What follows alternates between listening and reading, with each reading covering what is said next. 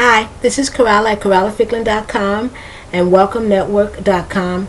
You know, in my desire to get everything in as quickly as possible because these tapes can't be longer than 10 minutes, I'm really skipping a lot, so I'm not going to do that. These tapes are going to take as long as they take, and I'm going to have as many as I have. So I'm not going to do that. I mean, this is my show, and if I have to make a lot of tapes because I can't get it all in 10 minutes, and that's what I'll do. That's what I'll do. So I'm going to go back and look at some of the verbs that I did skip. Now, I did talk about the verb to be, yes, and I talked about can, which are very important verbs, and the verb to come, because these are verbs that entered into the English language prior to 900. And I do have, if you go into the into the body, any section, because the body's divided into about 10 sections about all the different vocabularies of the body. Just download one of the books or one of the sections of the book, or stream it or whatever, but go to the very end and you'll see this. You'll also, if you go backwards in pages, you'll also see some of the German, Norwegian, Flemish, Swedish cognates, because a lot of these verbs have cognates, but not in the Latin-based languages, but in the Germanic-based languages. And if you speak a Germanic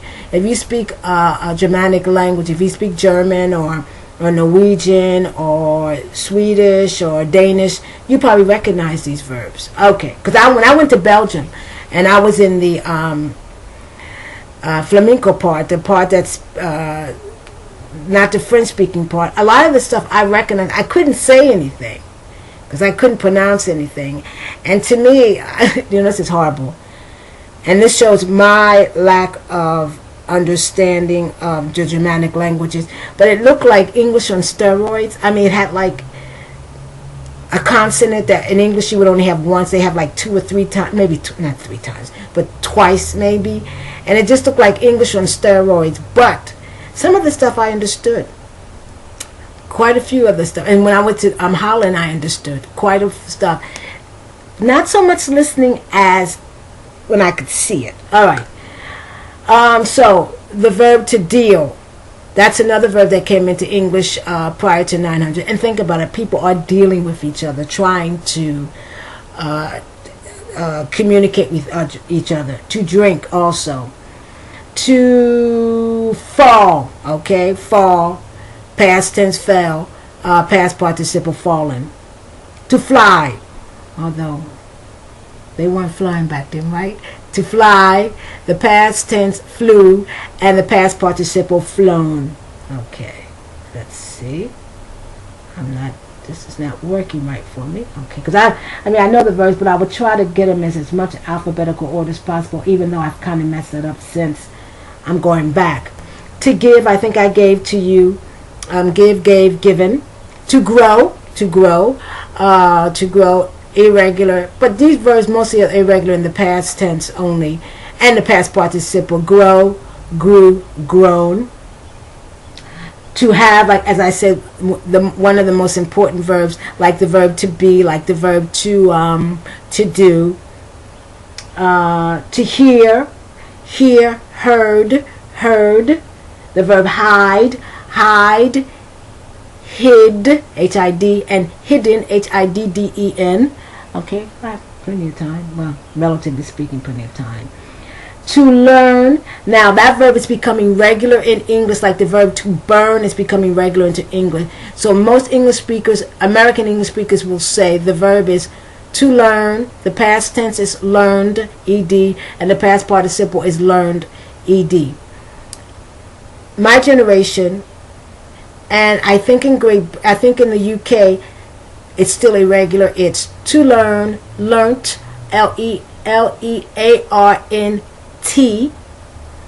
for the past tense and for the past participle. Frankly, I say both now because I hear it so much. I say both. Eventually, the irregular past tense is just going to disappear. Okay, let me tell you another verb that's going to disappear. And I'm beginning to hear T teachers say this. I'll tell you it's going to disappear. The irregular present tense of the verb to do for he, she, and it. Okay? So that is does. That's going to eventually disappear. I can hear it now. I hear people all the time say, and he don't, and John don't, and Bill don't, and Susan don't, and the teacher don't, instead of doesn't. I'm beginning to hear doesn't or does less and less and less. Eventually, it's going to be acceptable don't or does for he, she, and it. And eventually, the does is going to disappear. Mark my words, if you're here. I don't know how long it's going to take. Okay, the verb to know, I said. The verb to learn, to leave. The verb to leave. Past tense, left. Past participle, left. And it's the same as your left hand. Okay. The verb to let, to allow, to permit somebody to do something, to allow someone to do something, to let someone do something. Past tense, let. Past participle, let. The verb to lose. All right. Past tense, lost. Past participle, lost. To make, I think I already gave you that, but I'll give it to you again. Make, made, made. When I do the three, I'm talking about make is the simple form, or to make is the infinitive. The next word should be the past tense, and the next word the past participle. Okay. To meet. Met, met. I've talked about this before, the verb to read, how it can be sort of confusing. It's one of the oldest verbs in the English language. But listen to how I pronounce, not how I spell, because everything, let me just tell you right now, everything is spelt, whether you're talking about the present tense, the past tense, or the past participle. Every word is spelt R-E-A-D. Okay? So there's no change in spelling. But these are homographs. There's change in pronunciation. The present, the simple form, that is the infinitive, and the simple form is read. R-E-A-D is read. The past tense, that is what you did yesterday or last week. The past participle, that is when you're using the auxiliary verb to have, is spelt R-E-A-D, but it's pronounced like the color rojo, like the color red. It's pronounced red. So, infinitive, simple form, read, R-E-A-D. Past tense, past participle, R-E-A-D, but pronounced like R-E-D, red. Okay. Just make sure. Okay, let me see. Where am I? Okay. The verb to ride, rode, R-O-D-E, and ridden, R-I-D-D-E-N. The verb to ring, it's ring, rang, R-A-N-G, and rung, R-U-N-G.